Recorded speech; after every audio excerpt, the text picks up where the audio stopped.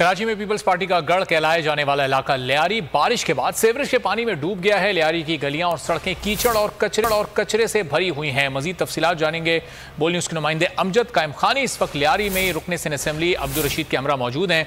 अमजद बताइएगा इस वक्त क्या सूरत हाल है लियारी की?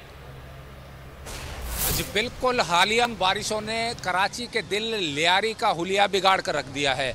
लियारी का तमाम सीवरेज का जो इंफ्रास्ट्रक्चर है वो तबाह बर्बाद हो चुका है, निज़ाम बोसीदा हो चुका है। ये मसाइल हैं क्या, रुकने सिंध लियारी से हैं सैयद अब्दुल रशीद हमारे साथ मौजूद हैं, उनसे जानने की कोशिश करेंगे। रशीद साहब फरमाइएगा, लियारी की इस बदतरीन सूरत हाल का जिम्मेदार है कौन?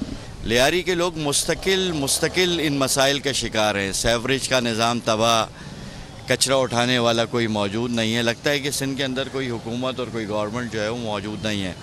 इस वक्त इस पूरी सूरत हाल के अंदर जब आवाम एहतजाज करती है और बात करती है और आवाज़ उठाती है तो उसके ऊपर भी जो है भी शोर शराबा होता है और उस शोर शराबे के ख़िलाफ़ फिर झूठी FIR काटी जाती हैं।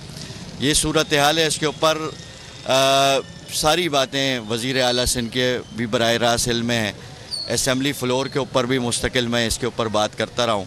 ये हक़ाइक़ आपके सामने हैं। बिल्कुल, सैयद अब्दुल रशीद हमारे साथ मौजूद थे, तफसील से लियारी के मसाइल के बारे में बता रहे थे। लियारी के जो मसाइल हैं उनमें सीवरेज का मसला सबसे बड़ा। बहुत शुक्रिया अमजद कायम खानी, आगाह कर रहे थे।